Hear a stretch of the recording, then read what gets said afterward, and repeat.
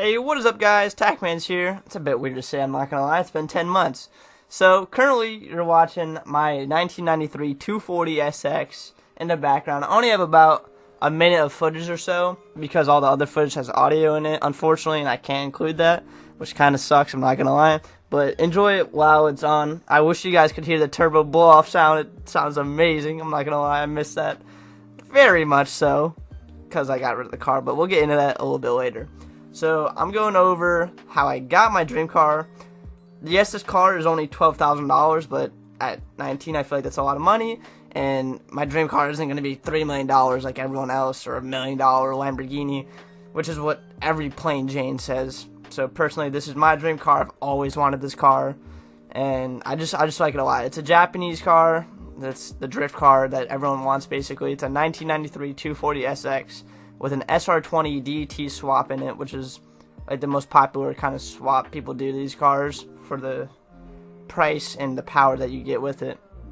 So what I'm going to be going over is how I got it, why you should get one, not this exact car, but your dream car along the same price tag, kind of relative, you know what I'm saying, why you shouldn't get one like your dream car, and how I like sold mine and what goes with that. So how I got it. So I live with my parents. I know I'm gonna get fucking shit for that. I know people are like, oh dude, it's so easy for you to save. You're right. So exactly. So the first thing I thought was like, well, I already have a daily car, so fuck it, we ball, you know? So I was like, let me get my dream car, dude. So I worked a ton of overtime in this factory, and my other job that I quit and then went to the factory after that, and just did copious amounts of overtime, dude. Just so much, right? And I just saved up, just kept saving, right? And I'm not going to get too much into detail, but I basically went to this guy's house with $12,000, which was the most amount of money I've ever handled, and I was 19 years old. I still am 19 years old. I'm kind of scared. In like 6 months or so, I turned 20, which is kind of weird, bro. I'm not going to lie. But anyway, pulled up to this guy's house, 1993 240SX, like I said. If you know the car, you know the car. It's a piece of shit nowadays because everyone likes to mess with them, unfortunately. We'll get into that later too. But I saw it instantly. I was like, yep, that's it. I was like, that's the car, you know? If you guys have been there, you know what I'm talking about. You'll see the car just sitting there, and you're like, damn, that is the one. So, looked at it, test drove it, went home, thought about it. I was like, this is a terrible idea. I should just get a car that is dailyable and something new, or a truck or something. Because I have a Mitsubishi Eclipse 3G, which isn't the popular one, but it still has that sporty kind of look-ish. But it's not reliable. It has like 130,000 miles, you know? And it's just what I use back and forth. But I was like, screw it, dude. You know? We ball. Right? Why not? Let's get our drift car. So about 3 days later, this whole time I'm like thinking about it, you know? I go to this guy's house, lay out 12 grand on the floor, dude. It was insane. I'm not gonna lie. Like, parting out with that money is like, people just say it's just money, but I saw those hours literally on the money. So you guys know what I'm talking about. So I got it, and man, right away it was kind of like bad news, dude. This thing was slammed on its nuts. I mean, to the floor, bro. Like, it was just a whole story getting it home. That's a whole separate video, dude, I swear. But we brought a trailer, me and my buddy Ginger, and so we're loading on the trailer, and this thing has a stage 4 clutch, a race car clutch, basically.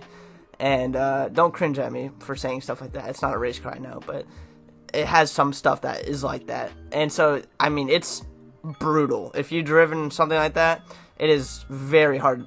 And this thing, like I said, is slammed on its nuts. So it's like an inch off the ground, dude.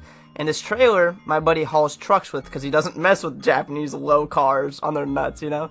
So we're trying to get it up. I stalled it 3 times. And I can drive manual. My Eclipse is a manual. I've been driving for a year, you know, at this point. And I just stalled it 3 times or so. And I was like, man, this is awful. And it's rubbing getting on the trailer. And it's just terrible. Trying to use wood to get it up. It's not working. And then it won't turn on, dude. I'm like, shit. You know, this is a whole thing. But I finally get it home. It's awesome. It's everything I wanted. Like, if you guys are going for your dream car, Man, honestly, I would like we're gonna cover the two sides of the coin. Basically, I'm glad I got this 240SX. I do not regret it whatsoever.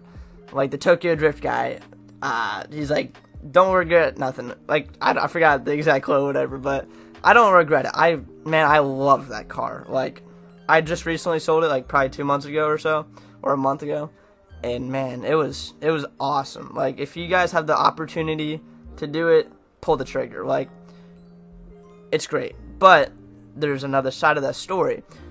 If I was more prepared, I believe, like say I had a daily, like a truck, and I had a house, I would have been good. So let's get into the problem why I had to sell it. So these are very hard to get parts nowadays. These cars used to be very easy to get parts, and they were just super easy to work on, everything like that. But nowadays, since all the clout chasers want to get these cars, they're just getting very rare, and like it's just so hard to get parts for these things. Like I had to wait on a starter for a whole month. Like if I didn't have a car, I would have been toast, like for sure. But luckily, I have another car. I gotta speed this up, by the way. This footage is gonna end soon. So very hard to get parts, and I also don't have my own house yet, so I can't work on it, and I don't have a good daily, so everything was just in the wrong field. Like it was just terrible.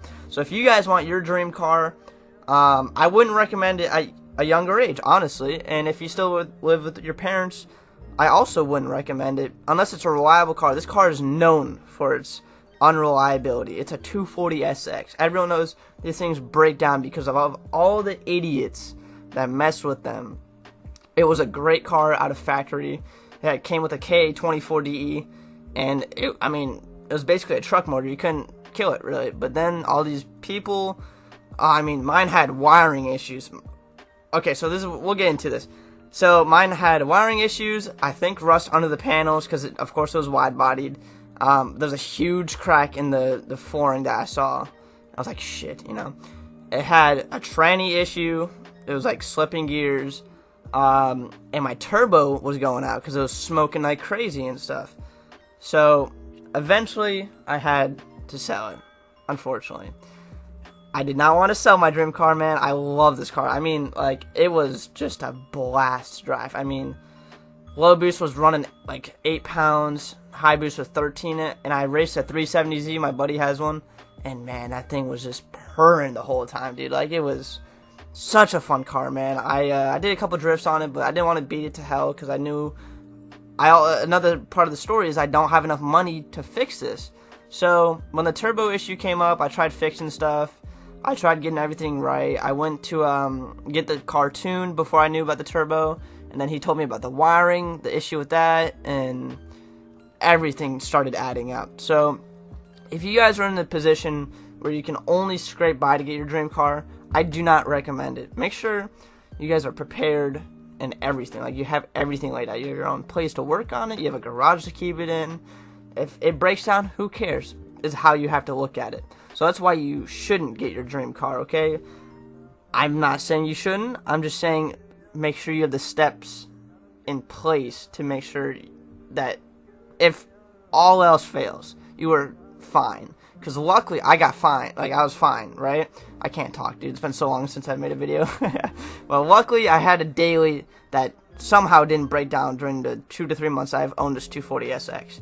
But the 240 I had to bring to the shop. I had to work on it myself quite a bit. Like, it was the whole thing. Like, I got very, very lucky. And so, selling it. How did selling it go? I got lucky again, I'm not gonna lie. So, it was up. I had it up for like 15 or something, because that's what the previous guy had it at. And I stated the problems with it. And people understand problems with the 240. It actually is somehow like normal to almost have like a blown engine, like a shell going for $8,000, which is absolutely insane. And it was like a week or so, 2 weeks, and I was like, man, my turbo and my tranny are going out. This is at least $5,000 to fix. And I was like, dude, this is bad. It was like, this is bad. And like I said, I'm trying to save up for a house. I'm trying to do everything because I'm just starting my life, Also, shout out to future me. If you see this, is going to be kind of trippy to watch. I know. Or maybe I'm dead. Who knows, right? Hopefully not. Hopefully not, boys. Hopefully not. But I'm in the process of getting everything set in foundation, basically.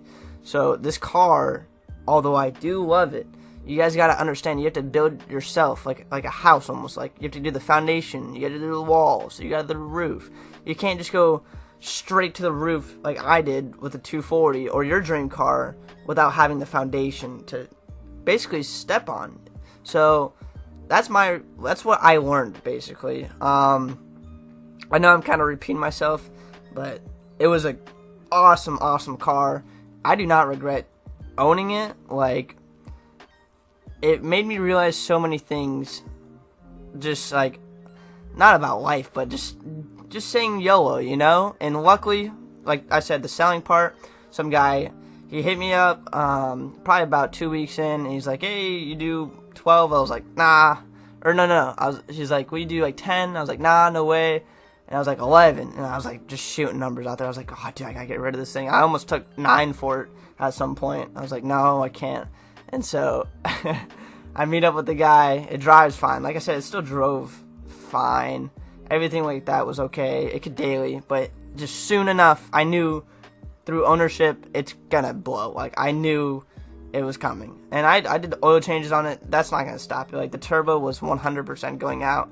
Dude, I have a video my friend recorded at the factory, like, when I was leaving. It just rained, and it has a carbon hood. And I start the car, and you just see just smoke coming up out of every single part of the car. I mean, the back, the front, the side skirts are like, holy jeez. Like, dude, this thing was a nightmare. And I was like, it's a ticking time bomb. So if I didn't get rid of it, I knew I was going to be like game over. So I skateboard to the bank, dude, and he's coming to look at it. You know, he has this Lexus. I'm like, all right, you know, he has a daily. I was like, dude, if this is some kid, it's going to be bad. I got to tell him not to buy it, because it is what it is, you know? Like, I would hate to sell to someone that doesn't have their life, like I said, already built into that foundation. Like, also, shout out to this COD content, me not landing any of my shots. I hate this game, actually. I don't know, dude. I don't like this game at all. This game pisses me off. But anyway, so he was driving it, drove really nice. The inside was really nice, as you guys could see in the video. I took really good care of this car, honestly, man. It was my dream car, and even though I only had it for 2 to 3 months, I love that car, and I'm gonna have another one another day. I can guarantee that. Maybe not 240, but I will have a drift car that I will love, because 240s are getting very expensive. That's another thing. The parts are getting harder and harder each day to find, and man, it's just getting rare. Like, it's because people are just slamming them into walls. And yes, I could have saved it and maybe made more money, but at my point in life right now, I need to just develop what I have. So what my plan now is to either get a truck or something reliable. I want to get a house, and then your boy is gonna ball. We're gonna get a trailer, so I can trailer around my shit box, and like the 240 or something like that, and we'll be chilling. So just make sure you guys have like a kind of a third person view when you're looking at your dream car, and obviously have enough money and everything like to be buying it. But once you get there, just look at it in a different way. Don't just be like, I got my dream car, woohoo, like that's it. Because I kind of did that, and I kind of didn't. I kind of got lucky because I kept my other car, and that's the only thing that saved me. Because I was driving that 240 to work like once a week or twice a week, and it was broke down all the other times. So, also, we won this game. Let's go, dude. Not bad, not bad. But yeah, look at it in a different way. But YOLO, guys, also. So just have an equal balance of things. And I hope you guys get there. I hope you guys get your dream car. And I'll be back with mine. I promise you that. I'll see you guys. Hopefully you like this video. It's just a quick one. Just wanted to start real uploading again. So, peace.